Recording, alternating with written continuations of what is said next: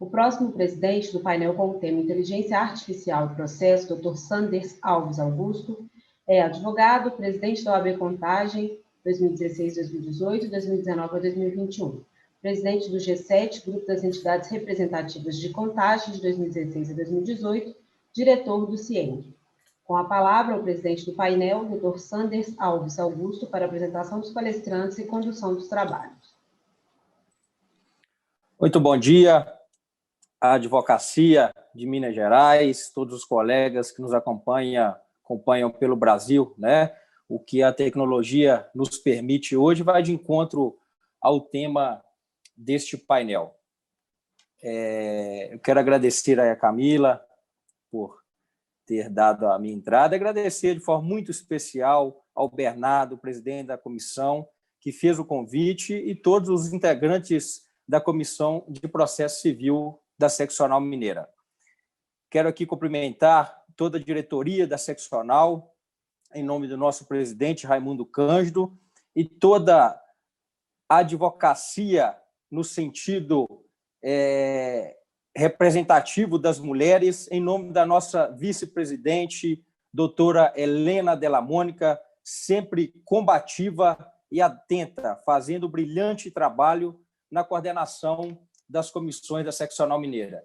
Eu, com muito prazer, aqui, um advogado trabalhista, mas atento à tecnologia, estava aqui agora há pouco até fazendo audiência virtual, que, por sinal, atrasou muito por uma falha de internet no foro. É o que nós vamos passar, né, daqui para frente. Da mesma forma que a tecnologia está aí para nos auxiliar, mas teremos ainda esses desafios. Quero aqui cumprimentar Dr. Hugo Malone, doutora Isabela Ferrari e doutora Isabela Fonseca. Será um prazer compartilhar este momento com vocês aqui hoje, no nosso painel de inteligência artificial e processo.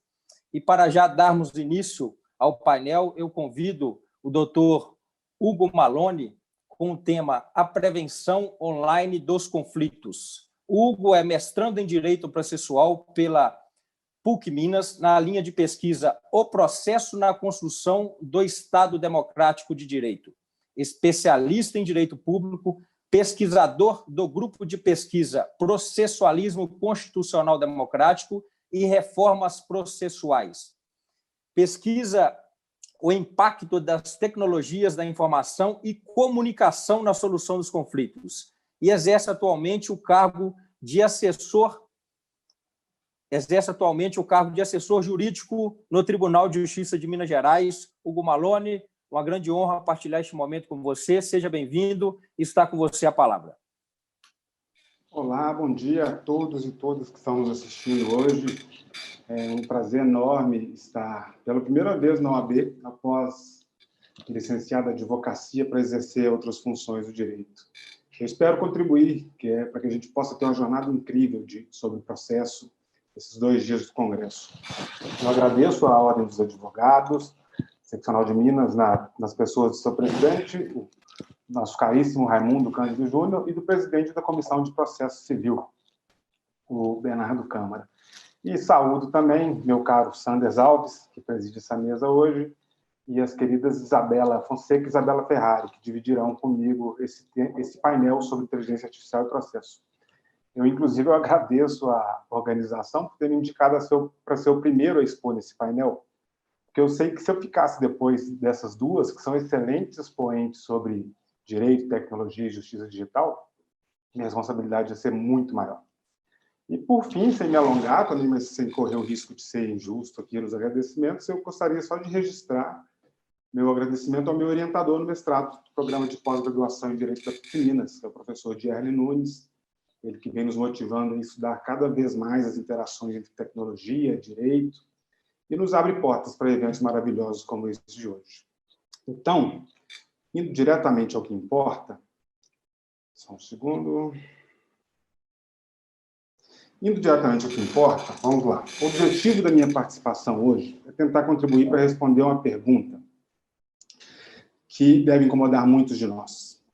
As tecnologias jurídicas, elas serão utilizadas só para substituir os trabalhos repetitivos dos advogados, dos juízes, dos profissionais de direito, ou é possível pensar numa utilização realmente virtuosa das ferramentas tecnológicas no direito? Como a gente vem percebendo, as discussões sobre os impactos da tecnologia, da inteligência artificial, dos algoritmos, elas são cada vez mais presentes na nossa vida. E muitas dessas discussões mostram os perigos de usar irrefletidamente essas tecnologias. Como exemplo, a gente pode lembrar do recente documentário O Dilema das Redes, que mostra como as redes sociais utilizam algoritmos para modificar o comportamento do usuário, para criar bolhas algorítmicas, para captar e lucrar com os dados dos usuários. Às vezes, muitas vezes, sem a devida transparência. Há também um outro documentário chamado A Era dos Dados, que mostra num dos episódios que o Tinder acumulou em 4 anos cerca de 800 páginas de dados de um usuário, incluindo localização, os textos das conversas dela no aplicativo, e além de dados importados do Facebook e do Instagram, sem que ela soubesse disso. E mais preocupante ainda é o escândalo na utilização dos dados dos usuários, são coletados nas redes sociais, e utilizados sem transparência para fins eleitorais. A questão é, essas análises estão equivocadas? Então, a gente pode compreender, não. E elas evidenciam, de fato, como devem evidenciar, o quanto a manipulação de dados pode ser prejudicial para a vida da sociedade. No entanto, apesar de todos esses problemas envolvendo o uso dos algoritmos, análise de dados, o uso da tecnologia ele pode, sim, gerar melhoras efetivas no sistema de justiça. Ou seja, eu quero dizer que a tecnologia não servirá ao direito apenas para automatizar a redação de petições ou fazer minutas de decisões judiciais de forma mais fácil. Ela pode ser usada, sim, para promover profundas alterações no tratamento dos conflitos. Quando muitos dos que nos assistem aqui se formaram, era impossível pensar nesse tipo de utilização da tecnologia. Imaginar que o computador seria capaz de entender um texto e daí propor uma decisão. Eu lembro que, em 2012, quando eu me licenciei de advocacia, a tecnologia que nos auxiliava no escritório era basicamente aqueles formulários do Word, algo extremamente simples, que só ia completando os espaços pré-determinados. Só que nesses 8 anos que se passaram, muita coisa mudou. Hoje já existem no mundo diversas ferramentas jurídicas. Há ferramentas que servem como marketplace para advogados, ou seja, elas funcionam como se fosse uma espécie de Uber em que o interessado acessa a plataforma e procura o advogado que vai poder prestar seu serviço e ainda faz toda essa interação entre cliente e advogado pela própria internet, às vezes sem contato físico. Há outras ferramentas que fazem pesquisas jurídicas, ajudando o advogado a coletar precedentes, a coletar textos de lei, aplicado ao seu caso. Um exemplo muito conhecido é o Raw Intelligence, que vem sendo chamado de um advogado digital. Há também ferramentas que fazem previsão de resultados. Essas previsões elas podem ser específicas de um estado, ou de uma comarca, ou de um juiz, e podem ser utilizadas para comparar o melhor foro para demandar, quando é possível escolher, e também elas podem ser muito úteis para ajudar os advogados quando forem formular propostas de acordo, porque eles já sabem qual a probabilidade de o juiz decidir de determinada maneira. Também outras ferramentas, existem ferramentas especializadas em criação de documentos jurídicos de uma forma muito mais produtiva do que os formulários de Word que eu falei. Vejam, por exemplo, aqui esse exemplo do Legalmation, que promete realizar um dia de serviço do advogado em apenas 2 minutos. E, por fim, temos as plataformas de Online Dispute Resolution, que servem para facilitar a resolução extrajudicial ou judicial de conflitos. A plataforma mais conhecida mundialmente é o Moldria, que foi desenvolvida dentro do eBay, que é um site americano, um gigante de vendas, e já pode ser adquirida por outras empresas. Inclusive, está à venda no Brasil. Esse prospecto aqui já é o prospecto dela para comercialização no Brasil. E dentre todas essas tecnologias, eu gostaria de chamar a atenção para essa última, que são as plataformas de Online Dispute Resolution, ou ODR, ou como eu vou chamar aqui, apenas de ODR. De uma forma ampla, a gente pode dizer que ODR é qualquer uso de tecnologia para resolver conflitos. Em 2002, no segundo livro sobre o tema, que foi escrito pelo Colin Rule, provavelmente é o principal expoente sobre o tema no mundo, o Colin definiu a ODR como aplicação de tecnologia para ajudar as pessoas a resolver suas disputas fora do tribunal. Ou seja, conforme o próprio Colin Rule afirmava, qualquer uso de tecnologia para complementar, apoiar ou administrar um processo de resolução de conflitos cairia no mundo da ODR. Embora esse conceito pareça um conceito simples, eu considero ele muito adequado, porque a gente costuma dizer que qualquer conceituação que queira se dar à ODR é provisória, porque ela está ligada ao impacto das tecnologias nos métodos de solução de conflitos. Então, cada vez que a tecnologia se aprimora, o conceito de ODR também se transforma. E é por isso que no início da ODR não era possível visualizar aplicações mais específicas de tecnologia para resolver os conflitos. Mas hoje, o conceito cada vez mais se expande. Atualmente, a ODR ela já absorveu as tecnologias que foram criadas desde a publicação dos primeiros trabalhos e passou a ser utilizada até pelos tribunais. E todas essas evoluções possibilitaram que, ao conceito de ODR, fosse incorporado novos elementos, como a utilização de algoritmos para ajudar as partes a negociarem, são negociações automatizadas, em que você não tem intervenção do terceiro humano, e também para tomar decisões, e, além disso, a exploração dos dados gerados pelos conflitos anteriores. Por isso que o conceito que a gente entende mais atual de ODR é que a gente pode falar que é Online Dispute Resolution, é o uso de tecnologia da informação e da comunicação para resolver conflitos, a partir de várias ferramentas, como ferramentas de autoajuda, possibilitar peticionamento eletrônico, possibilitar essa negociação automatizada e possibilitar ainda a tomada de decisão por algoritmos. E como o processamento dos conflitos se dá em ambientes informatizados, é possível que se coletem os dados dos procedimentos anteriores. E é aqui que a ODR está ligada ao que fazer com esses dados, como analisar os dados. Nesse ponto, a gente pode visualizar, de fato, uma utilização virtuosa da tecnologia. O que eu quero dizer é que a ODR, quando a gente pensa na análise dos dados que foram gerados, ela está ligada a um outro campo do direito, que não é muito estudado no Brasil, infelizmente, mas constitui um ramo autônomo de estudo nos Estados Unidos, que é o DSD, que é uma sigla para Dispute System Design, ou Design, Projeto de Sistemas de Gestão de Conflito. Esse campo de conhecimento surgiu na década de 80, na Escola de Negócios de Harvard, e se dedica a identificar as causas dos conflitos e a existência de padrões em sua ocorrência. O DSD tem uma característica que muito nos interessa, que é estudar o conflito em si, de modo que a gente pode falar que seria possível criar uma etiologia dos conflitos, ou seja, um estudo das causas e das origens dos conflitos. Mas alguém pode perguntar, Hugo, mas essa discussão já é antiga, não é não? Sim, óbvio, ela é muito antiga.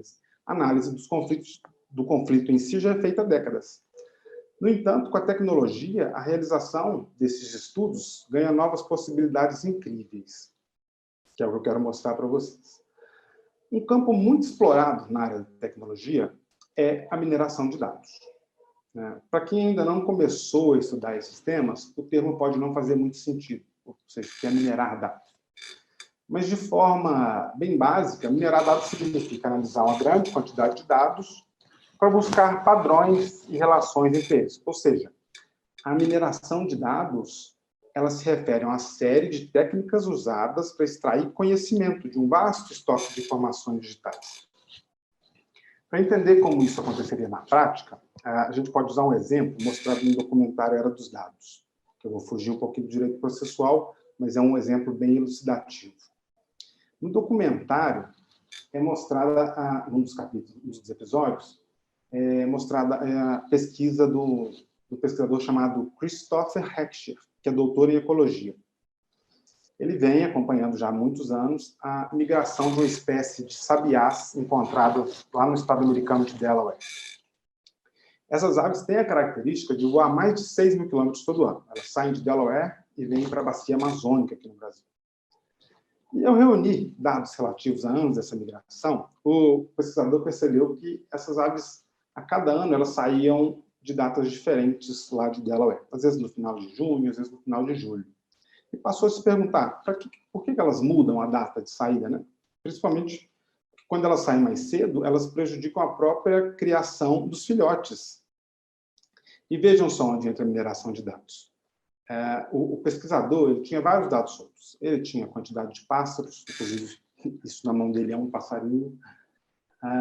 Ele tinha a distância percorrida, a data que eles saíam, a data que chegava, o trajeto, o clima. Então, ele analisou todos esses dados soltos. E ele percebeu que quanto mais cedo os pássaros saíam lá de Delaware, mais fortes eram as tempestades que atingiam a região. E qual que era a explicação disso? Como os pássaros vêm para a bacia amazônica, eles precisam atravessar o Golfo do México. Então, eles têm algum mecanismo desconhecido, que ninguém entendeu ainda como funciona, que é capaz de prever a intensidade das tempestades que acontecem. Então, a partir do cruzamento de todos esses dados, o Christopher está conseguindo comprovar a hipótese dele, de que essa espécie de sabiá consegue prever quando as tempestades são mais rigorosas. E os pássaros acertam mais que os próprios estudos meteorológicos que já existem. E eu imagino que vocês estejam se perguntando assim, para que essa história de passarinho no meio de um congresso de direito processual? A resposta é muito simples. Eu quero dizer que os dados gerados em qualquer área de conhecimento podem esconder informações importantíssimas. E é exatamente essa a finalidade da mineração de dados. Analisar dados com o objetivo de descobrir informações que estavam escondidas. As aplicações práticas dessa ciência da mineração de dados no direito nos possibilitariam ao menos duas mudanças virtuosas no sistema de justiça. Uma é prevenir efetivamente os conflitos e a outra é auxiliar no projeto de novos procedimentos para solucionar os conflitos já existentes. Essa primeira possibilidade relacionada à prevenção é o que nós podemos chamar de Online Dispute Prevention, que dá o nome do tema sobre o qual estamos conversando hoje, que é a prevenção online dos conflitos. Essa possibilidade está relacionada à análise minuciosa dos conflitos existentes para entender suas causas. Ou seja, construir uma etiologia dos conflitos e potencializar isso, não mais fazendo uma análise a olho nu humana, mas sim com o uso das tecnologias e dos algoritmos. É óbvio que essa mineração de dados de processos judiciais é uma atividade que demanda uma série de precauções de ordem legal e técnica, porque a gente precisa ter o cuidado para não expor os dados dos envolvidos, para manter a confidencialidade, e é preciso que os sistemas em que os procedimentos tramitam sejam interoperáveis, que eles se comuniquem entre si. É um problema que a gente tem no Brasil, evidente.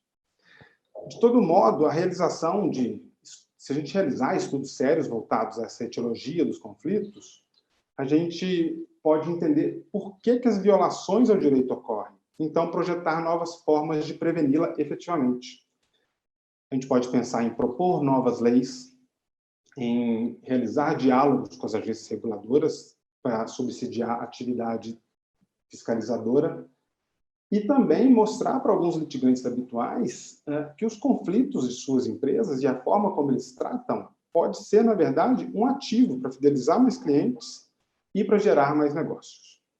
Esse é um tratamento adequado do conflito que a gente entende que pode representar um uso virtuoso da tecnologia. Por quê? Porque ele é capaz de prevenir a ocorrência da violação do direito e não simplesmente impedir que uma demanda judicial seja proposta. Ou seja, o que eu quero dizer é que a utilização da análise de dados com o objetivo de evitar a ocorrência de uma violação aos direitos é preferível a iniciativas que representam apenas uma repressão ou uma redução da possibilidade de ajuizar demandas. E a gente pode mostrar como isso funcionaria, pelo menos uma cogitação, na vida prática. Se a gente olhar aqui os dados do Tribunal de Justiça de Minas Gerais, dos últimos 3 anos, a gente vai perceber que nós tivemos, em 2018 e em 2019, cerca de 50 mil ações só sobre negativações indevidas.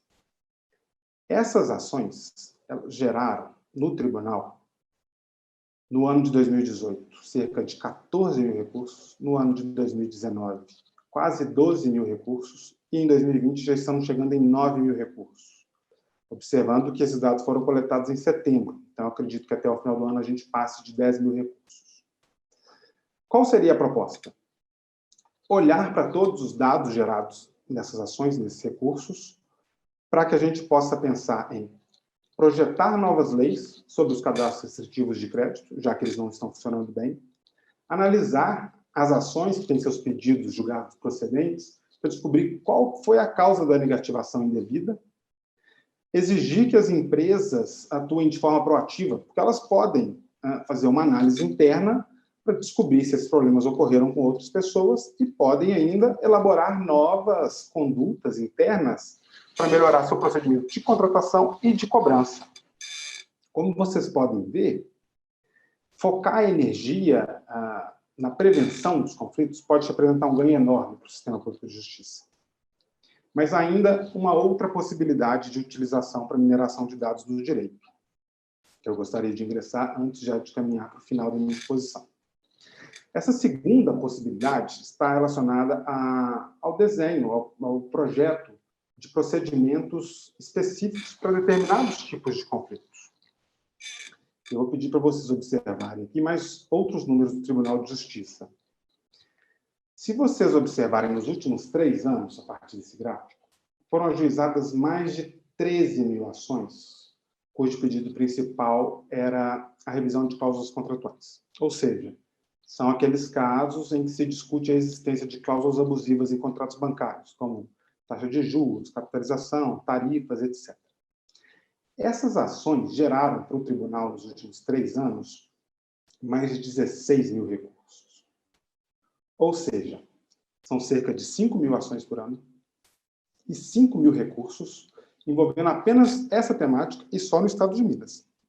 Imagine a realidade no Brasil. Se nós analisássemos esses procedimentos, a gente poderia entender onde estão os problemas que geram a morosidade procedimental. E, a partir desses dados, a gente poderia pensar que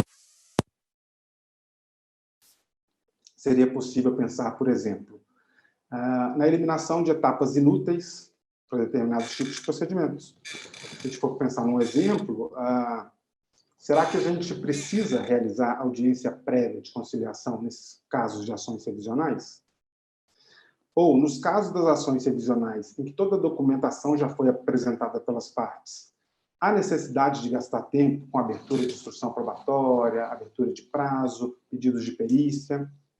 Percebam, eu não quero reduzir o campo de atuação das partes, mas o que a gente poderia demonstrar é se, na prática, gastar esse tempo gera alguma melhora para o resultado da ação, ou ela apenas atrasa a conclusão?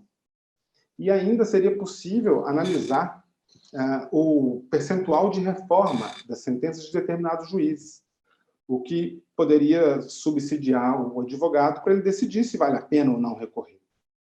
E perceba que eu estou falando apenas de um tipo de demanda repetitiva, que são as ações revisionais. A gente poderia analisar as peculiaridades de todos os outros tipos de demandas repetitivas existentes. Essa conexão que a gente fala entre o gerenciamento dos conflitos, as inovações tecnológicas que são incorporadas pela ODR e o sistema público de justiça, que inclui os órgãos judiciários, não estou falando só do tribunal, mas sim também dos órgãos legislativos e executivos, tem potencial para promover uma verdadeira transformação na forma como as violações aos direitos são tratadas no Brasil.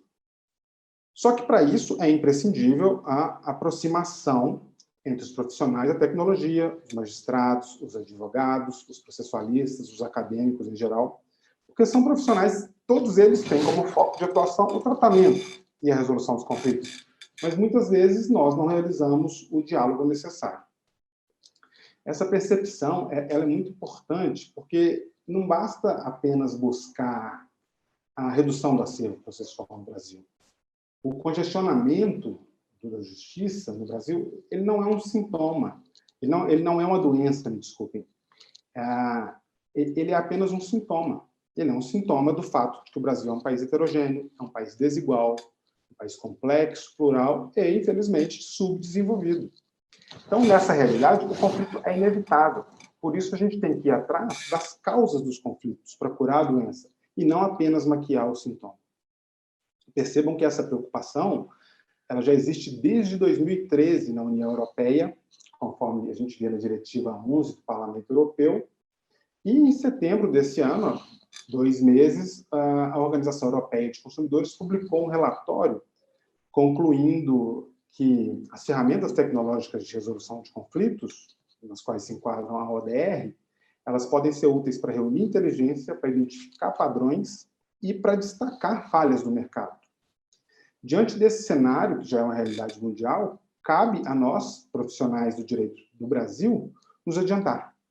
Não ficar esperando 20 ou 30 anos para implementar medidas que já são realizadas no resto do mundo. Dito isso, meus caros e minhas caras, é certo que a tecnologia vem mudando diversos aspectos da nossa vida. Muitas vezes melhorando, mas também gerando novos problemas. Por isso, é preciso que a gente pense nos problemas relacionados à mídia, os problemas relacionados às redes sociais, à educação, os impactos nas relações de trabalho e até mesmo os impactos da inteligência artificial sobre o debate democrático. Mas, por hora, nós ficaremos satisfeitos se as ferramentas tecnológicas existentes forem utilizadas para evitar a violação de direitos, que ocorre sistematicamente no Brasil, e não apenas para dificultar o acesso do cidadão ao judiciário. Então, esperando de coração que nossas pesquisas possam, de fato, ajudar a construir um sistema de justiça melhor, eu agradeço mais uma vez ao AB pelo espaço e me coloco à disposição de todos vocês para continuarmos esse debate no grupo de pesquisa que conduzimos no programa de pós-graduação da PUC Minas, ao lado do professor Diário Nunes, sob a liderança dele, e até mesmo pelas redes sociais, através de mensagens. Fiquem à vontade. Um grande abraço a todos e muito obrigado. Muito obrigado, Hugo, pela brilhante exposição e por trazer a quem ainda não entendeu a realidade que estamos vivendo, né? Eu tenho certeza que a jurimetria que você apresentou aí é surpresa para muitas pessoas que estão acompanhando o Congresso. Eu tenho trabalhado com jurimetria aqui no escritório, especificamente na área trabalhista, justamente para apresentar aos clientes e àqueles ainda potenciais clientes uma melhor forma de resolução dos conflitos, que é através da prevenção, né? Quero, então, te agradecer mais uma vez pela presença, como você disse, pela primeira vez aqui na OAB, e tenho certeza que será a primeira de muitas, viu, Hugo? Sem qualquer demagogia. Eu quero aqui agradecer também o doutor Dierle, que o senhor citou aí. Eu iniciei pelo celular aquela hora, não consegui ver todos que estavam na sala.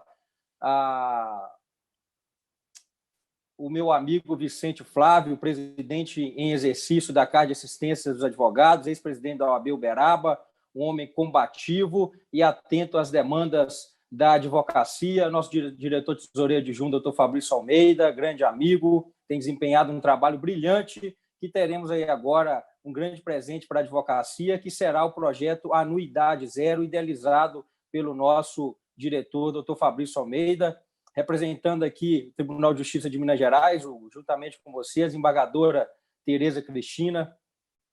Então, vamos dando continuidade aos trabalhos. Agora é o momento da doutora Isabela Ferrari. Temos duas Isabelas aqui hoje. Isabela Fonseca, já tivemos o prazer de tê-la conosco em Contagem por diversas vezes. Doutora Isabela Ferrari, com o tema Justiça Digital e Vieses Algorítmicos. Interessante tema, hein?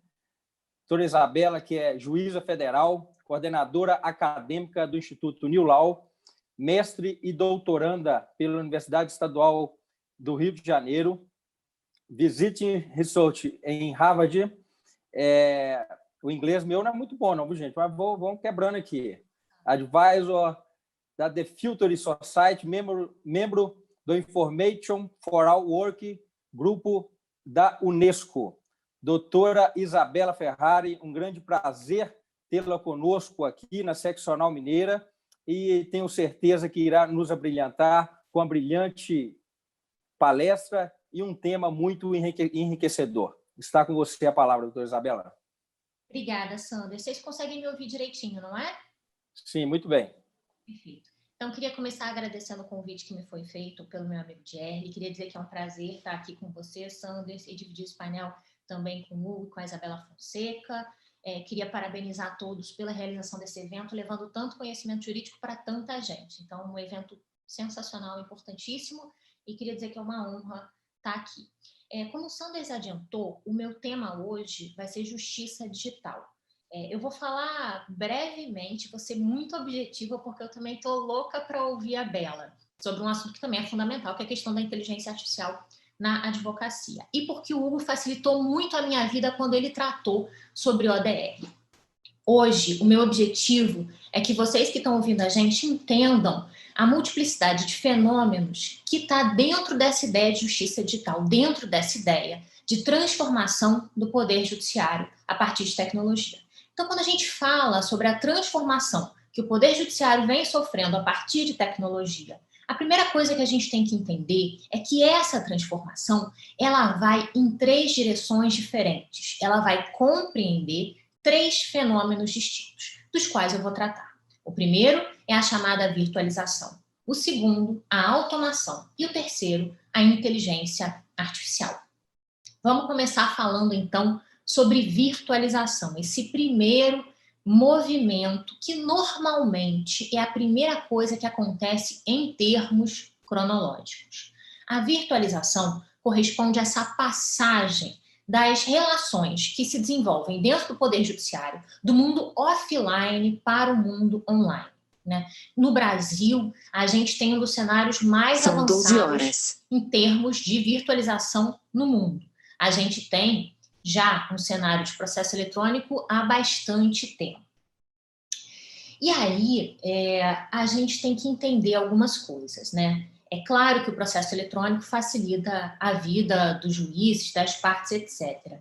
Mas quando a gente fala sobre virtualização, a gente não está só falando dessa passagem do offline para o online. A gente também tem algumas novas oportunidades que podem gerar resultados muito interessantes se bem aproveitadas. Então, pessoal, o ponto que eu queria destacar quando a gente fala sobre virtualização é exatamente trazer essas ideias que já foram divididas conosco pelo Hugo. Quando a gente sai do ambiente offline para o ambiente online, no judiciário, a gente ganha muito se a gente abre o nosso olhar para evitar um comportamento de replicar no ambiente online todas aquelas etapas do offline. Isso foi acontecendo aos poucos no Brasil, tá? E a gente vê muito claramente com os países que estão migrando para o processo eletrônico agora. Então, vou dar para vocês o exemplo da Finlândia. A Finlândia tinha um processo físico em 48 etapas. Quando eles migram para o ambiente online, quando eles instauram um processo eletrônico lá para o ano de 2019, o que eles fazem? Antes de replicar todas aquelas etapas do processo físico no ambiente online, eles vão repensar o processo. O que faz sentido dessas 48 etapas? E aí, o que eles fizeram? Eles reestruturaram o processo de 48 etapas em 17 etapas, dando, portanto, muito mais eficiência e muito mais racionalidade àquele processo. Um outro ponto em que a gente pode ganhar muito quando a gente passa por esse momento da virtualização é na incorporação das ferramentas de Online Dispute Resolution, já destacadas pelo Hugo, também no Poder Judiciário. Essas ferramentas, né, o Hugo falou aqui do Modria, elas vão começar a ser aplicadas pela iniciativa privada. Então, a Amazon, eBay, PayPal vão desenvolver seus próprios sistemas de resolução de conflitos. Sistemas que tinham um resultado muito bom, que eram muito bem aceitos, enfim. E aí, é claro, né? Se a gente tem um problema na Amazon e se a gente resolve esse problema de uma compra na Amazon de uma maneira fácil, de uma maneira rápida e sem sair de casa, e se tempos depois eu tenho um problema, preciso num juizado especial, levar um monte de documento, voltar outro dia para uma audiência de conciliação, voltar outro dia para uma leitura de sentença, é claro que eu vou comparar essas duas experiências, ainda que elas não sejam idênticas. O nome disso é expectativas líquidas. Eu comparo duas experiências que têm pontos de semelhança, embora não sejam idênticas. E aí, olhando para essas boas práticas da iniciativa privada, o próprio Poder Judiciário começa a se perguntar como é que eu posso absorver essas boas experiências. E aí a gente vai começar cada vez mais a incorporar ferramentas de online dispute resolution também no Poder Judiciário. Isso vem acontecendo aos poucos, mas já vem trazendo resultados interessantes. Então, recentemente, né, o Hugo falou aí sobre você entregar informação para as pessoas, enfim, recentemente, o meu tribunal, o Tribunal Regional Federal da 2ª Região, na subseção do Espírito Santo, criou um robozinho para tirar dúvidas das pessoas sobre o pedido de benefício emergencial. Então, você conversa com o robô, ele te diz quais são os documentos que você precisa levar, enfim. E outras ferramentas começam a surgir em alguns tribunais. Então, isso é interessante perceber. Se a gente está saindo do ambiente offline para o ambiente online, o que será que a gente pode fazer para que a prestação jurisdicional seja mais eficiente, né? Que tipo de nova informação a gente pode trazer para essas partes? Como é que a gente diminui a assimetria de informações? Como é que a gente amplia a janela de acordo? Será que vale a pena a gente colocar essas partes para conversarem, né, antes de passar para uma decisão da causa? Como é que a gente organiza o sistema a ponto das partes receberem informação e terem uma visão mais próxima da realidade daquilo que elas podem esperar com aquele processo? Então, tudo isso está sendo pensado. Isso tudo consta do plano do ministro Luiz Fux. O ministro Luiz Fux, não sei se vocês acompanharam, né? Atual presidente do Supremo. Logo depois de assumir a presidência, dividiu os planos que ele tinha para a sua gestão, e um dos pilares desses planos é o pilar de justiça digital. E ele fala especificamente em empregar ferramentas de ODR extraprocessualmente e dentro do processo para que a gente aumente aí as chances de conciliação e consiga, assim, dar conta de uma maneira mais rápida e de uma maneira mais satisfatória para o jurisdicionado daqueles conflitos que aparecem no Poder Judiciário. Então, esse é o primeiro movimento que está dentro dessa ideia de justiça digital. Virtualização, não só a passagem do offline para o online, mas uma reflexão mais profunda sobre o papel de uma corte. E aí, a gente tem uma fala do professor Richard Susskind, que é referência nesse ponto, né, que é mais uma provocação. Ele pergunta para a gente assim: o que é uma corte? Uma corte é um lugar para onde eu vou? Ou uma corte é um serviço que me é prestado? E se a corte é um serviço que me é prestado, qual é a melhor forma de prestar esse serviço? Será que é exigindo a presença física das partes num determinado lugar? Será que é possibilitando que essas partes discutam os termos do processo de maneira assíncrona, através de um aplicativo, que elas recebam informação de outra forma, enfim. E aí a gente começa a repensar todo o papel das cortes, todo o papel do juiz e todo o papel do judiciário, em última análise. Bom, falamos sobre a virtualização. Agora a gente vai falar sobre o segundo movimento que está dentro dessa ideia de justiça digital, que é o movimento da automação. Quando eu falo sobre automação, eu gosto de opor automação e inteligência artificial. E aí eu vou usar um exemplo que é um exemplo meu, né? Eu sou juíza há quase 8 anos e meio, aqui na 2ª Região, né, na Justiça Federal da 2ª Região, Rio Espírito Santo. E quando eu me tornei juíza, em 2012, a gente tinha um processo eletrônico, né? Vejam como era uma coisa moderna naquela época, em 2012, tem um processo eletrônico, que era o Apollo, que era muito bom em vários sentidos, mas, claro, tinha aquelas limitações que a gente falou quando a gente falou sobre virtualização. O Apollo repetia, em larga medida, todos os atos que a gente tomava quando a gente tinha processo físico, né?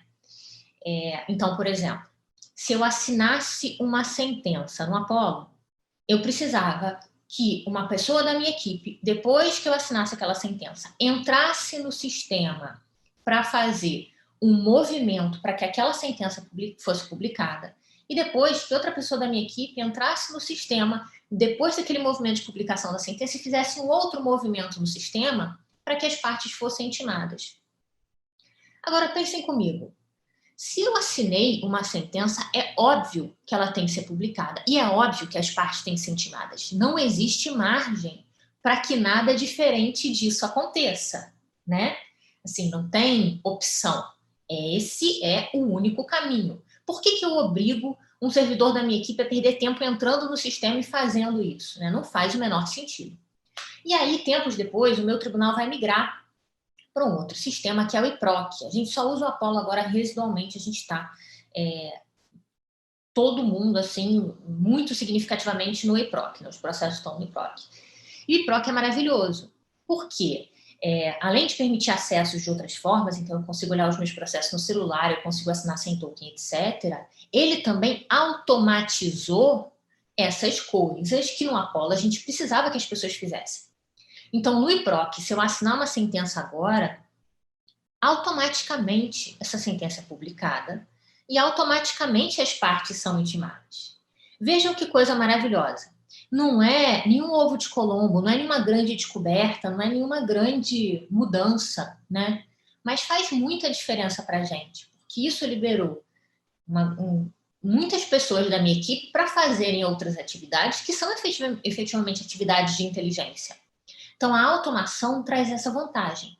Na automação, a gente coloca um sistema para fazer aquilo que necessariamente precisaria acontecer, de forma a liberar a mão de obra e a capacidade intelectual, seja do juiz, seja dos servidores, para realizar outras atividades que efetivamente demandam inteligência.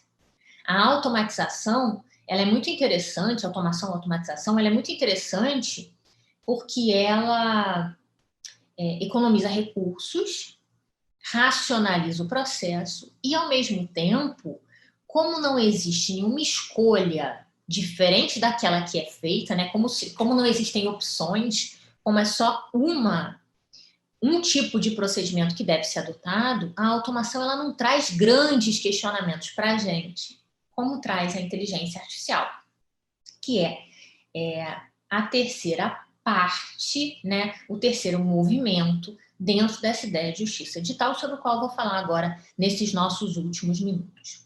Então, diferente da automação, quando a gente tem aplicações de inteligência artificial, a gente tem um sistema eletrônico, um algoritmo, um software, fazendo escolhas. E a gente diz, né, que a gente tem inteligência artificial porque essas escolhas são escolhas consideradas inteligentes. São as melhores escolhas possíveis à luz dos dados disponíveis. E eu falo sobre inteligência artificial no Poder Judiciário desde 2017. E é muito engraçado porque quando eu falava sobre isso no início, as pessoas me olhavam com uma cara do tipo, nossa, ela tá muito louca. Ela tá falando de um negócio que nunca vai chegar no Brasil. Ela tá completamente fora da realidade. E agora as pessoas já perceberam que esse movimento que acontece no Brasil, sim, há muito tempo, está aí.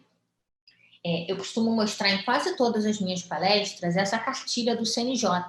Chama Inteligência Artificial no Poder Judiciário Brasileiro. Inteligência Artificial no Poder Judiciário Brasileiro. Eu ganhei a cartilha física no ano passado, quando eu visitei o CNJ com os juízes ingleses que vieram ao Brasil para entender o cenário da inteligência artificial no nosso país, para ver o que eles podiam copiar. Mas essa cartilha também está disponível no site do CNJ e eu recomendo muitíssimo que quem se interessa pelo assunto baixe a cartilha e dê uma olhada. O que é o mais interessante dessa cartilha? A parte final. Por quê? Porque na parte final, quando o CNJ fala sobre aqueles processos, aqueles projetos, que já estão em fase de teste, implantação, ou que já foram implantados, que correspondem a aplicações de inteligência artificial dentro do Poder Judiciário, a gente consegue ter uma ideia do grande espectro de coisas que a inteligência artificial pode fazer por nós dentro das cortes. E da grande gama de reflexões que a gente precisa fazer sobre cada uma dessas aplicações. Então, para vocês terem uma ideia, né, daquilo que vem acontecendo e da diferença na preocupação que cada uma das iniciativas nos traz, eu vou pincelar algumas coisinhas que aparecem na cartilha. Então, por exemplo, uma das aplicações de inteligência artificial dentro do Poder Judiciário brasileiro é um sistema que foi desenvolvido, está em fase de implantação, que funciona da seguinte forma. Qual que é a ideia dele? Antigamente, quando o advogado apresentava uma petição, a gente, né, dentro do órgão jurisdicional, classificava aquela petição para definir qual que ia ser o procedimento seguido por aquele processo. E aí, logo a gente percebeu que isso estava ocupando demais o trabalho dos nossos servidores. E o que fizeram? Passaram essa atribuição para os advogados. Resolveram por aí. Entenderam que os advogados é quem mais conhecia o processo, que eles iam saber qual era o procedimento, então cabia a eles catalogar. E aí o juiz ia acompanhando, e quando a gente visse, né, que tinha algum problema, conforme for, a gente corrigia aquela classificação. E aí deu muito problema. As pessoas erravam muito nessa catalogação. E aí a gente ficou com essa dúvida, poxa, será que a gente volta, então, para as varas, volta com essa atribuição para as varas, mas vai ocupar tantos servidores, enfim. E a solução foi criar um sistema de inteligência artificial que osserize o processo, que leia, né, aquela petição inicial e que entenda por palavras-chave de que tipo de procedimento que a gente está tratando, né? Faltam 5 minutos, pode deixar, Camila, eu tô atenta ao horário. E aí, o que acontece? Aí a gente delega para esse sistema realizar essa atribuição. O sistema ele é testado, então a gente sabe o índice de erro que esse sistema vai ter. Óbvio, você só vai implantar um sistema que tem um índice de erro baixo. Então, resolvemos o problema assim. Esse tipo de aplicação traz grandes preocupações para a gente? Não. A pior coisa que pode acontecer é classificar errado e você ter que voltar, né? Mas isso já está, essa reflexão já foi feita, né, quando a gente avaliou o índice de erro. Outras aplicações, penhora online automática a partir da leitura dos processos, enfim, outras. E aí a gente já começa a entrar numa coisa muito mais decisiva do teor daquilo que o juiz vai decidir. Sistemas de inteligência artificial que indicam para o juiz que tipo de jurisprudência tem que ser aplicada àquele caso. Veja como aí o juiz já está mais tendente a definir o conteúdo da sua decisão a partir daquela indicação. Outra, minuta de decisão pelo sistema de inteligência artificial. Recentemente, o Tribunal Regional Federal da Terceira Região, São Paulo e Espírito Santo, anunciou que esse tipo de programa ia ser usado para redigir os votos dos seus desembargadores. Pode ajudar? Sim, pode ajudar. A equipe, depois o desembargador, eles só vão rever aquilo que o sistema já fez. Então, o próprio RoboVitor, que a gente tem no Supremo, que analisa a presença de repercussão geral em recurso extraordinário, faz em 5 segundos o que um servidor do Supremo fazia em 44 minutos. Então, são muitas as possibilidades que a inteligência artificial traz. E aí, o nosso olhar tem que ser também para o lado dos problemas, né? Tem muitas vantagens, mas também traz alguns questionamentos. Os 2 principais, que eu só vou pontuar: opacidade. Como a inteligência artificial cria a própria programação, a gente não tem bases seguras para saber como, no fim das contas, que aquele sistema está operando. Então, a opacidade é um problema grave. E uma eventual discriminação que pode ser consequência de preconceitos embutidos, seja na decisão do juiz, em relação a qual para qual os sistemas estão olhando para aprender, seja preconceitos imbuídos na própria sociedade. Se vocês gostarem do tema, eu aprofundo essas questões no meu último livro, chama Justiça Digital. É uma parceria do Instituto New Law que eu coordeno com a Thomson Reuters. Então, a gente está nesse momento em que a inteligência artificial está se espalhando cada vez mais no Poder Judiciário, de forma cada vez mais interventiva e definidora do conteúdo das decisões, e um momento em que a gente precisa entender quais são as suas limitações, quais são os seus perigos, para passar a ter uma regulação mais eficiente. Dei uma olhadinha na resolução 332 do CNJ, o CNJ tentou fazer isso com essa resolução, ela apresenta inúmeras vantagens, mas também tem as desvantagens de ser pouco específica em alguns pontos, como, de forma geral, está o cenário da regulação da inteligência artificial no mundo inteiro. Então, eu queria chamar a atenção de vocês para todas essas mudanças que foram aprofundadas ainda mais com a pandemia e dizer que a gente está vivendo um momento de incerteza e que esse é um momento perfeito para que você se interesse pelo tema, questione e consiga fazer parte desse diálogo profundo que a gente está tendo, não só no Brasil, mas no mundo, sobre os limites da aplicação de inteligência artificial no Poder Judiciário. Queria agradecer mais uma vez a todo mundo que está ouvindo a gente e dizer que é um prazer participar. Muito obrigado, doutora Isabela Ferrari. Doutora Isabela, eu gostaria aqui de fazer uma pergunta referente a algumas ferramentas utilizadas no judiciário. Só pode citar assim, alguma ferramenta em termos de execução fiscal. Estou vendo aqui, parece que em Natal, no Rio Grande do Norte, tem uma ferramenta que, se não me engano, chama POTI, que é a junção aí, ela faz o trabalho da ligação do judiciário com o Banco Central para o Bacen Jude. A senhora tem conhecimento dessa ferramenta? Eu tenho. Na verdade, as ferramentas de inteligência artificial, elas começam a surgir dentro da execução fiscal mesmo, né? Um dos primeiros exemplos que a gente teve de ferramenta de inteligência artificial aplicada no judiciário como ambiente foi o Doutora Luzia, que era um software que a Procuradoria-Geral do Distrito Federal usava para fazer uma leitura automática dos seus processos e para sinalizar aqueles em que havia algum movimento a ser feito, né? Então, aqui está terminando o prazo, a gente tem que buscar bens, etc. e tal.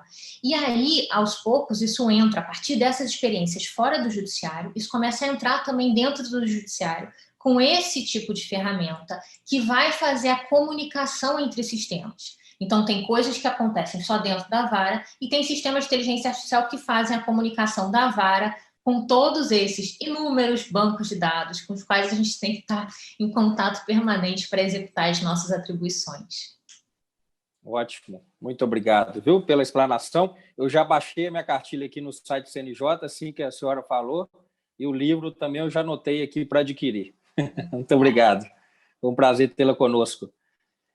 Agora nós teremos a apresentação da nossa colega doutora Isabela Fonseca, com o tema Impactos da Inteligência Artificial na Advocacia. A Isabela é mestre em Direito Processual pela PUC Minas, coordenadora da pós-graduação em Inteligência Artificial do CEDIM, professora de Direito Processual Civil e Inteligência Artificial em pós-graduação e graduação da PUC Minas, Uniesp e Verbo Jurídico, membro do Instituto Brasileiro de Direito Processual e da ACADEPRO, organizadora e uma das autoras do livro Inteligência Artificial e Processo, do livro Advocacia 5.0 e do livro Inteligência Artificial e Processo, volume 1. O Bernardo, você vai me permitir, eu vou pedir aqui às duas Isabelas, doutora Isabela Ferrara e doutora Isabela Fonseca, que, caso possível, disponibilize um exemplar do livro de cada uma para que possamos fazer um sorteio durante o congresso, tá bom? Fica aqui o pedido. Depois o Bernardo vejo com vocês o deferimento do pedido aí. Doutora Isabela, a palavra está com você. Obrigada, Sanders. Bom, inicialmente quero dar boa tarde a todos, quero cumprimentar inicialmente o Bernardo Câmara, presidente da Comissão de Processo, parabenizá-lo pelo excelente evento, junto com a sua diretoria, o Guilherme e a Fernanda. Cumprimentar o professor Gerli Nunes, que é uma das minhas inspirações na temática de inteligência artificial. Grande parte dos meus artigos e livros eu baseio muito nos estudos e nos artigos do professor Gerli. Cumprimentar a professora Isabela Ferrari, que é outra inspiração. Fiquei muito feliz ao saber que ela estaria participando desse painel e fiquei com uma responsabilidade enorme, porque ela é um dos grandes nomes nacionais no que tange à inteligência artificial na área jurídica. Cumprimentar o Hugo e aos demais que estão nos assistindo. Sanders, quero te cumprimentar também e parabenizá-lo pela sua comissão aí em contagem de inteligência artificial, que a gente tem um grande amigo, o Aurélio, que vem fazendo um trabalho sensacional também nessa área. Bom, pessoal, fiquei encarregada de falar sobre os impactos da inteligência artificial na advocacia, uma temática assim bem diferente, nova em certo ponto, não da inteligência artificial, mas o que a gente vem dando mais publicidade atualmente. E eu queria inicialmente comentar com vocês que grandes escritórios de advocacia no mundo inteiro vêm investindo muito em inteligência artificial. Quando eu falo inteligência artificial, a Isabela já destacou bem isso, eu achei muito interessante a diferença entre automação e inteligência artificial.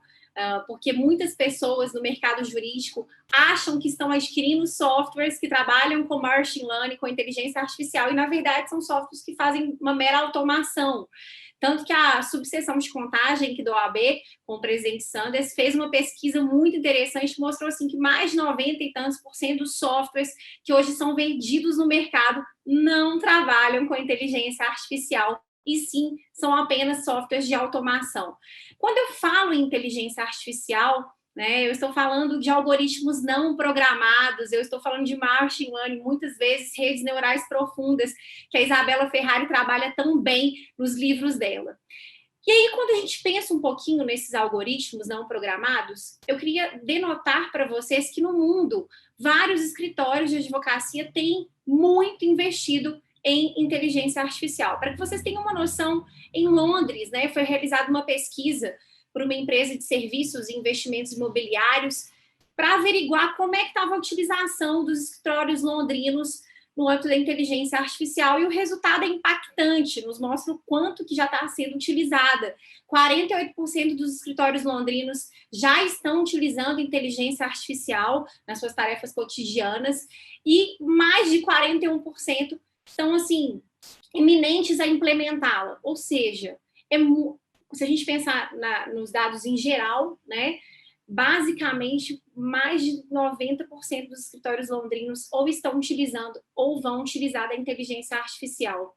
Quando pensamos em inteligência artificial, não tem como ignorarmos também a questão dos Estados Unidos, né? Lá foi feita também várias pesquisas, e a gente tem que ter uma noção que é bem diferente escritórios de grande porte, médio porte, pequeno porte nos Estados Unidos com relação ao Brasil, para que a gente não compare erroneamente. Bom, mas nos Estados Unidos, que a gente está utilizando muito o Watson, né, que é a plataforma cognitiva da IBM, e o ROS, muito se pergunta como que estão os escritórios, se eles estão investindo em inteligência artificial, se eles já conhecem. E quando se pensa em grandes escritórios, a maioria já está utilizando de inteligência artificial ou vai implementá-la. Muitos, inclusive, estão explorando oportunidades para ver como é que vai ser essa implementação. Os que ainda não estão utilizando estão familiarizando com a inteligência artificial e tentando entender melhor de novas tecnologias. Então, um percentual bem baixo aí, de 25%, que ainda não estão familiarizados. E aí você começa a perceber que essa pesquisa feita nos Estados Unidos reflete um pouquinho a disparidade no uso da inteligência artificial nos escritórios dos Estados Unidos quando se trata de grande porte e pequeno porte. Porque quando a gente fala de grande porte, de um escritório com um número superior a 1.000 advogados, eu posso falar para vocês que mais da metade deles estão utilizando de inteligência artificial e 0% já, como se diz, ninguém não está ciente. Todos já estão cientes da importância e muitos já estão utilizando. Mas quando eu trato de escritórios de pequeno porte, menor porte, e lá são considerados escritórios de 50 a 99 advogados, de fato a gente começa a perceber que muitos sequer ainda conhecem a inteligência artificial e estão utilizando.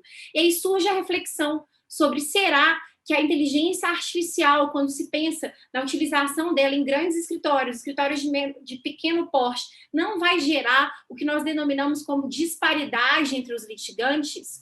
É uma das dúvidas, e o professor Gelli tem textos muito interessantes no Academia.edu sobre essa temática. Eu já posso até adiantar para vocês a reflexão que já está gerando a disparidade entre litigantes. Bom, analisando então um pouco como que ficam esses robôs atualmente na advocacia, né? A gente tem dentro de um panorama os que estão sendo utilizados na função jurisdicional, que a professora Isabela já citou, o Victor, o Sócrates, a Elis, o Radar, enfim, são vários robôs, inclusive alguns muito desenvolvidos no âmbito dos tribunais de justiça, do STF, do STJ, e a gente tem que pensar um pouquinho também quais são os robôs que estão sendo utilizados na advocacia em si. E aí, pensando nos robôs que têm se destacado muito, não tem como eu não citar para vocês o Watson, né, que é um sistema de computação cognitiva da IBM, que praticamente ele é capaz de entender, ele é capaz de raciocinar e de responder diversas perguntas em instantes. é um sistema que tem sido utilizado em tomadas de decisões. Ele consegue, além disso, fazer uma leitura de artigos, ele consegue acessar milhares de informações em segundos através dessa perspectiva de Big Data e jurimetria que o próprio Hugo já manifestou na palestra anterior, que também foi brilhante. Bom, quando pensamos no Watson, a gente fala, olha, o Watson ele é capaz de compreender emoções, ele ouve sons, ele consegue entender o timbre da sua voz, entonação, linguagem, ele consegue interpretar textos, imagens. O Watson consegue fazer, como se diz, uma análise quantitativa de diversas informações. Ele destaca a importância dele sendo utilizado na advocacia, porque ele consegue coletar milhares de informações, dados, né? E ele pode trabalhar com esses dados simultaneamente, então ele acessa muita jurisprudência, precedentes, as leis, e traz para você algo que, se nós fôssemos fazer manualmente, talvez a gente não conseguisse acessar, ou mesmo a gente não teria aquela busca tão apurada como o Watson faz. E aí isso faz o quê? Reduz bem essa sobrecarga excessiva de trabalho, que são pesquisas mais mecanicistas, que um robô desse consegue fazer de forma muito mais exitosa. A gente tem o Watson também fazendo reconhecimento visual de elementos de vários processos, e aí surge, então, a possibilidade de trabalhar com o Watson na análise de provas e cenas, tanto que a gente está começando a pensar, será que a inteligência artificial é um novo sujeito processual? Já vou até convidá-los à leitura de um artigo da Helena, aqui da Comissão de Processo Civil, no nosso próximo livro, que ela vai estar tratando sobre essa temática. Também vem o Watson com essa questão do reconhecimento visual, né, que ele é capaz de identificar várias imagens, igual eu falei para vocês. E também a gente pode pensar numa das questões que eu considero extremamente importantes, na verdade que são duas, porque o Watson é capaz de criar modelos extremamente inteligentes de contratos, de propostas, de petições, que dentro de uma advocacia que a gente quer otimizar tempo, né, e diminuir gastos, é bastante interessante. E um ponto assim, crucial, que é a famosa advocacia com análise preditiva, que devido a essa perspectiva da Big Data, da jurimetria, o Watson consegue trazer para você alguns resultados e extrair alguns padrões decisórios muito inteligentes para te gerar uma estratégia eficiente no processo. Você consegue ver como que aquele juiz atuou em todos os últimos casos relacionados à mesma matéria, propostas relacionadas a acordo, como que foram os valores parametrizados, como se comportar numa audiência de conciliação e mediação devido a todos os dados que você tem das últimas, todas as audiências que aquele juiz fez. E aí você consegue, basicamente, pelo Watson, mapear o cenário e antecipar movimentos e tendências que sejam estratégicos para os seus clientes. Por isso que a gente fala da importância de uma advocacia com análise preditiva. O Watson é sensacional, tanto que ele já tem sido implementado no escritório aqui de Recife, não vou citar o nome para não fazer propaganda, mas lá a RoboCarol tem feito várias funções e eles querem evoluir a RoboCarol nesse escritório. É um escritório que cuida de mais de 100 mil processos, então é um escritório de grande porte aqui no Brasil. E ela consegue ser muito mais célere que os advogados em várias questões, não só meramente administrativas, tanto que os sócios majoritários pretendem evoluir cada vez mais a Carol, não somente na função de tarefas repetitivas, mas também numa análise de documentos, numa análise de peças processuais e elaboração das próprias peças. E aí nos mostra uma primeira reflexão que eu quero trazer para vocês, que é quais serão os benefícios e impactos e ônus da inteligência artificial na área jurídica. Inegavelmente, né, a Fundação Getúlio Vargas de São Paulo fez uma pesquisa recente mostrando que vai haver substituição de mão de obra de advogados pela inteligência artificial. Isso é óbvio, principalmente quando a gente trata desses escritórios que trabalham com demandas repetitivas, massificadas. E já está acontecendo, né? Recentemente, tivemos a divulgação de um outro escritório aqui a nível brasileiro, né, a nível nacional, tem várias sedes, mostrando que foram demitidos metade dos advogados para a substituição da inteligência artificial e conseguiram duplicar a carteira de processo e reduzir muito os custos. Então, não é uma realidade, pessoal, futurista, né, que a gente fala, isso aqui daqui a um tempo. Não, já está batendo na nossa porta e a gente precisa entender melhor os impactos da inteligência artificial nas nossas vidas, dos juristas, dos advogados, dos servidores públicos, para que a gente consiga lidar melhor com ela, já que é algo infreável, né? Não tem como a gente voltar, pensar, não vamos trabalhar com a inteligência artificial na área jurídica. E para vocês terem uma noção, o quanto que é diferente esses softwares que trabalham com automação e os que trabalham com inteligência artificial. Esse escritório de Recife gastou nos últimos 2, 3 anos mais de 2 milhões investindo pesado em softwares que trabalham com inteligência artificial. Sabemos que isso não é hoje algo oportunizado para a maioria dos escritórios, né, em nível nacional, pensando em escritórios de pequeno porte e médio porte.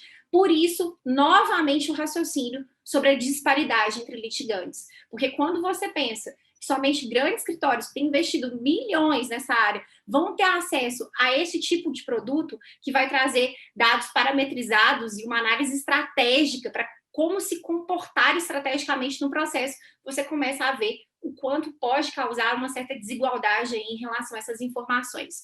Poderíamos enumerar também o ROS, né, que é um software que trabalha com a plataforma cognitiva da IBM também, e foi criado pela Universidade de Toronto e utiliza vários algoritmos aí não supervisionados para a realização de pesquisas jurídicas e consegue trabalhar com uma linguagem bem natural. Foi considerado o primeiro advogado do mundo, mas isso é só algo mais sensacionalista. Mas o que é interessante o ROS, quando a gente pensa nele? O ROS é capaz de filtrar mais de 1 bilhão de documentos de texto por segundo e voltar exatamente na passagem que ele precisa. Me fala quando que nós, meros mortais, conseguiríamos fazer isso. E o quanto que isso é interessante para aquele advogado que tem esse acesso a essa informação. Né? Eu queria falar com vocês que muitas pessoas têm certa resistência à inteligência artificial, ou muitas vezes por não acreditar, ou por não estar estudando, ou então não gostaria que ela fosse implementada. Um próprio sócio de um escritório muito famoso, em que está sendo utilizado o ROS nos Estados Unidos, ele chama Luiz Salazar, ele estava muito cético em relação ao ROS, e aí ele resolveu testar o ROS.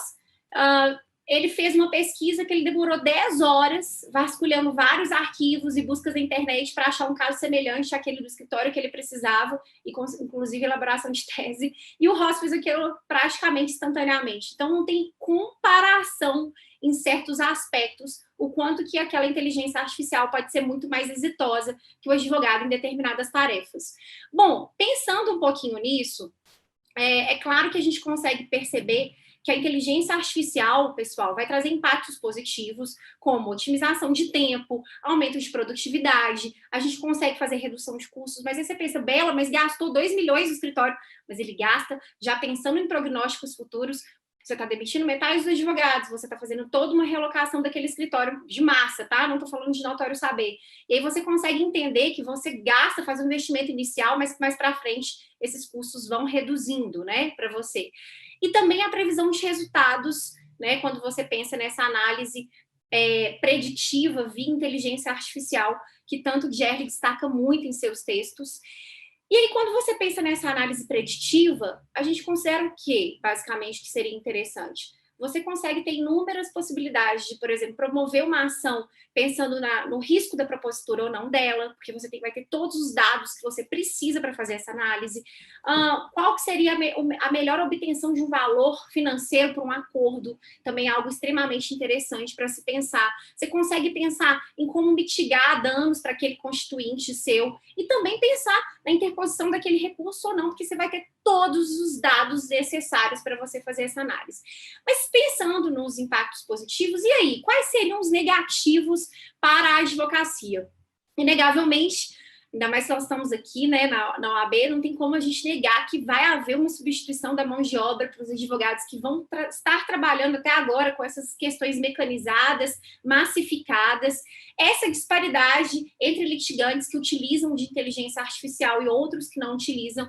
E aí, aqui é o ponto crucial da minha palestra, que eu queria que vocês prestassem muita atenção.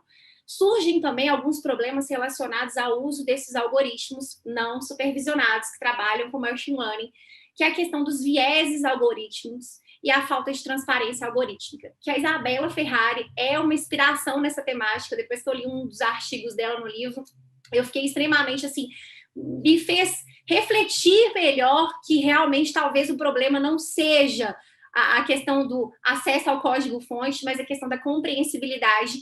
E é isso que eu queria explicar para vocês um pouquinho.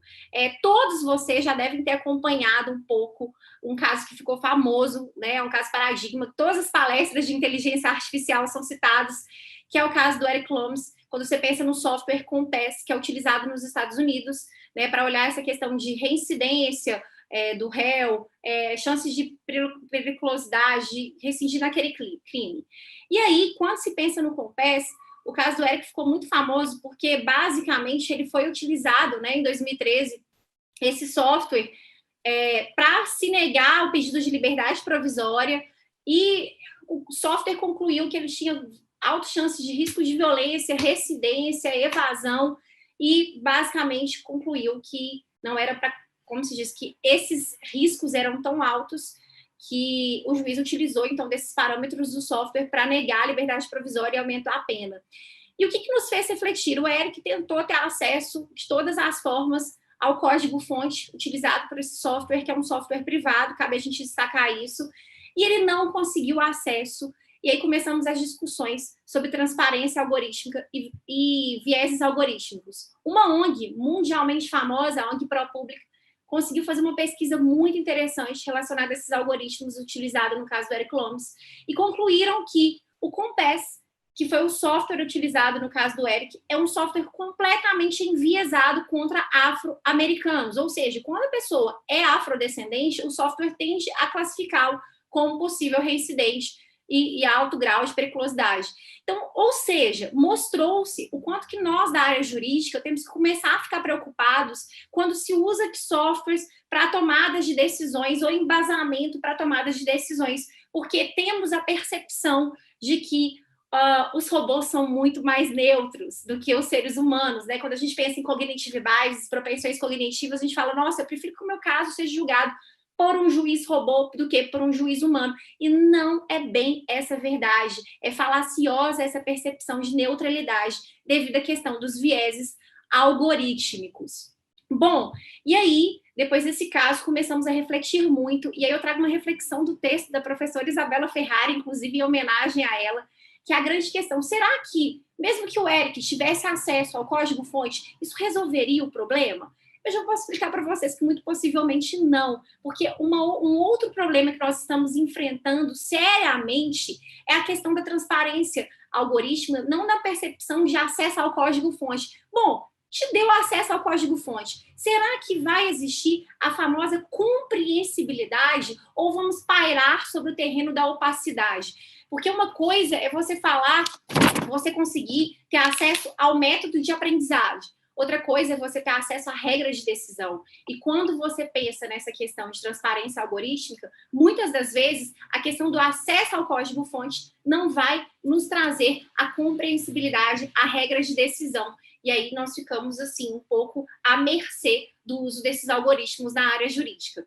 Pessoal, eu quero apenas que vocês reflitam melhor sobre quais são os impactos. Já mencionei alguns aqui para vocês. Temos também várias ações judiciais que estão sendo, como se diz, promovidas devido ao uso indevido de algoritmos, né? Vocês podem estar acompanhando o caso de uma ação civil pública da Decolar, que usava algoritmos de geolocalização de forma indevida.